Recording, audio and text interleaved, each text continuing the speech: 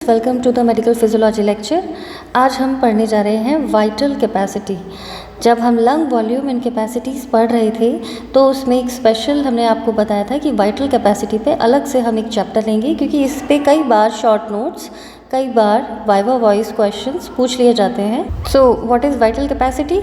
So basically it refers to the maximum amount of air a person can expel from the lungs after deepest possible inspiration। यानी deepest possible inspire करने के बाद maximally कितना ज़्यादा वो person expire out कर पाता है उसे वाइटल कैपेसिटी कहते हैं। And this denotes as tidal volume plus inspiratory reserve volume plus expiratory reserve volume. एक normal adult healthy adult male में ये तकरीबन 4 लीटर के अराउंड होती है। ठीक है, नेक्स्ट आता है फैक्टर्स अफेक्टिंग वाइटल कैपेसिटी। इस पे बहुत इंपॉर्टेंट MCQs क्वेश्चन बनते हैं। फैक्टर्स में फिजियोलॉजिकल और पैथोलॉजिकल दो मेन फैक्टर्स हैं। फिजियोलॉजिकली कब वाइटल कैपेसिटी कम हो सकती है या ज़्यादा हो सकती है, ये डिपेंड करता है कुछ पॉइंट्स पे। For example size of thoracic cavity. Vital capacity जो है मेल्स में ज़्यादा होती है क्योंकि उनका बॉडी सरफेस एरिया जो है वो ज़्यादा होता है कंपैरेटिवली फीमेल्स में यूजुअली जितनी भी लंग वॉल्यूम्स और कैपेसिटीज़ हैं वो मेल से थोड़ी कम ही होती हैं because of more body surface area of males, जिसकी वजह से लार्ज चेस्ट एक्सपेंशन हो सकता है मेल्स में कंपैरेटिवली फीमेल्स के। तो एक तो आपको साइज़ ऑफ थोरेसिक कैविटी में वाइटल कैपेसिटी का फिजियोलॉजिकल एस्पेक्ट समझ में आया कि मेल्स में ये ज़्यादा होती है, फीमेल्स में कम। दूसरा होता है स्ट्रेंथ ऑफ रेस्पिरेटरी मसल्स। अगर रेस्पिरेटरी मसल्स की स्ट्रेंथ अच्छी है तो वाइटल कैपेसिटी इंक्रीज़ होती है, और ऐसा देखने को मिलता है स्विमर्स में या डाइवर्स में। जो लोग कंटिन्यूस स्विमिंग करते हैं, डाइविंग करते हैं, उन लोगों की जो रेस्पिरेटरी मसल्स होती हैं काफ़ी स्ट्रांग होती हैं, तो लंग एक्सपेंशन अच्छा होता है। नेक्स्ट आता है एज। वाइटल कैपेसिटी जो है वो एज बढ़ने के साथ कम होती चली जाती है, यानी ओल्ड एज में ये कम होती है। And this is due to decrease in elasticity of lungs. तो अगर इलास्टिसिटी रिड्यूस हो जाएगी तो एक्सपेंशन जो है वो रिड्यूस हो जाएगा। एक्सपेंशन जो है वो लंग्स का उतना नहीं हो पाएगा नॉर्मली जितना एडल्ट एज में होता है। ठीक है, नेक्स्ट इफेक्ट है ग्रेविटी। अगर स्टैंडिंग पोजीशन को लाइंग और सिटिंग पोजीशन से कंपेयर करें तो vital capacity more in standing and less in sitting and lying position. तो स्टैंडिंग पोजीशन में इसकी वाइटल कैपेसिटी की ज़्यादा होने का क्या कारण होता है? Because this is due to increase size of thoracic cavity. Thoracic cavity का साइज़ स्टैंडिंग पोजीशन में जो है वो बढ़ जाता है। आप खुद ही एग्जामिन कीजिए, जैसे कि डायफ्राम है, जब से ही इंस्पायरेशन होता है लंग्स में अंदर एयर आती है तो डायफ्राम डिसेंड डाउन हो जाता है।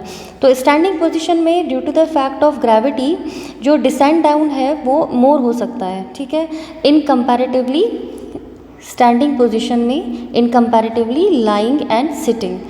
तो डिसेंड डाउन ज़्यादा होता है तो लंग्स को एक्सपेंशन होने का एरिया ज़्यादा मिल जाता है, and this cause increase in vital capacity.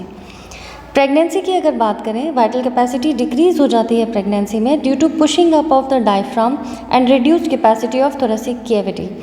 अब अगर किसी वजह से एब्डोमेन में प्रेगनेंसी में यूट्रस का साइज़ जब बढ़ता है तो जो डिसेंडिंग ऑफ डायफ्राम है वो उतना नहीं हो पाता जितना नॉर्मल पर्सन में होता है या नॉर्मल वुमेन में होता है।